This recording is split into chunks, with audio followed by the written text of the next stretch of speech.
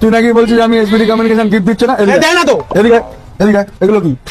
দেখ কি কি দিচ্ছি, দেখ কি কি দিচ্ছি, দেখ এত গিফট। এত গিফট কি কি কি দিচ্ছি, এগুলো কি আছে বল? এই দেখ নতুন কোনোদিন দিচ্ছে আজ পর্যন্ত?